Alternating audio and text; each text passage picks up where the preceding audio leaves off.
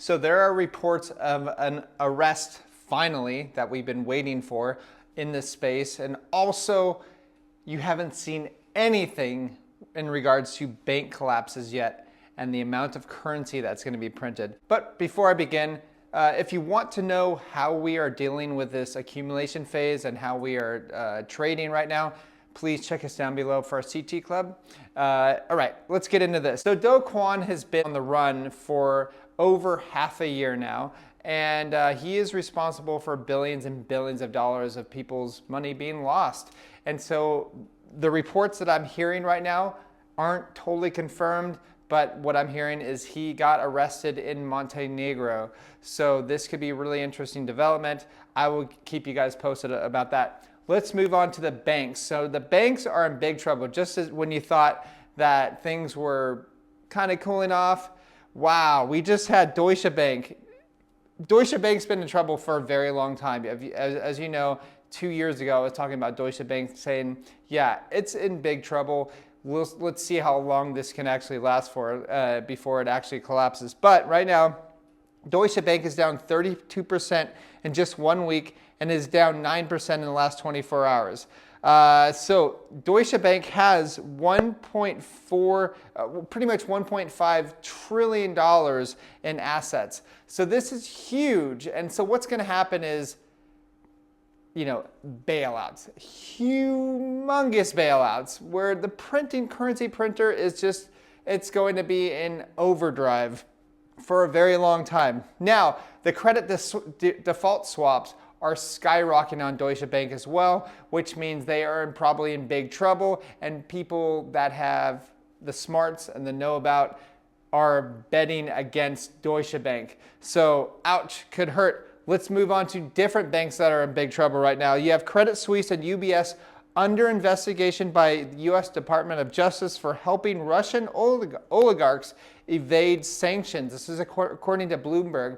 Now, if you know something about big banks, is that they want to always consolidate. There's really no reason for the big banks, like major banks like JP Morgan, to really want all this competition with different banks. So what are they going to do? They're going to make up their own. They're going to go, oh, this bank did this bank did this. But remember, back in, I think it was 2014 or 2015, when I think it was Wells Fargo, they created a teller window big enough to put all this cash for the Sinaloa cartel drug money into their bank. So that was kind of like their drug smuggling bank. Well, they were only given a slap on the wrist because, you know what, some banks are too big to fail, so some banks aren't. And those giant banks are definitely going to consolidate power with this, as you are seeing. So let's move on to the Fed balance sheet. So there was a huge increase in the Fed's balance sheet, right? There was another $93 billion this week for the Federal Reserve balance sheet, right? And this is totaling almost $400 billion in just 2 weeks. Yes, people, this is going to result in massive inflation, massive inflation. Literally, the Fed is buying up everything they possibly can, right? And they are going to be the buyer and lender of last resort. That's the whole point of the Federal Reserve. That's why it was created in 1913. Okay, so let's move on to this. Debt default would undermine the US dollar reserve's currency status, right? And this is coming from Yellen. So yes, they would rather inflate their way out of this problem, which they're not going to get out of the problem, instead of defaulting. Why not just default? Because that might hurt its status. Well, hyperinflation is definitely going to hurt the status as well. So yes, they're going to inflate their way out, and they're hell-bent to go ahead and do this, which is really unfortunate for average hardworking Americans and other people around the world. Now, U.S. Treasury Yellen says, I'm prepared for additional deposit actions if warranted. So yeah, they are going to it's just more waves of saying they're going to print.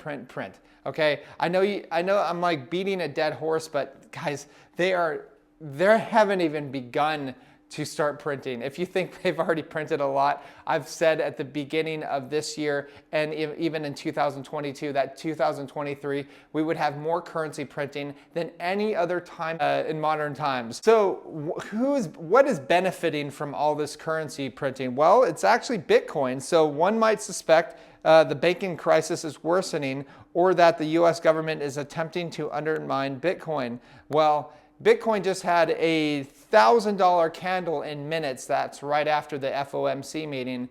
And yeah, it skyrocketed. And that was pretty fascinating to see the confidence in Bitcoin compared to the confidence in banks and their people's local currencies. Okay, Wolf of Wall Street says the SEC is about to find out what happens when you push an entire industry, which is full of young, motivated, and wealthy people, over the edge. They are going to get destroyed across the board in their unlawful suits against the crypto space. I don't think they're going to get absolutely destroyed because they have the currency printer and they have a military backing their currency. So I don't think it's going to be that bad. I think it's obviously he never even mentioned CBDCs, which is a huge part of this transition from this traditional finance to the brand new financial system that the Federal Reserve and all these other central banks have already created. They're just waiting to implement it at the right time.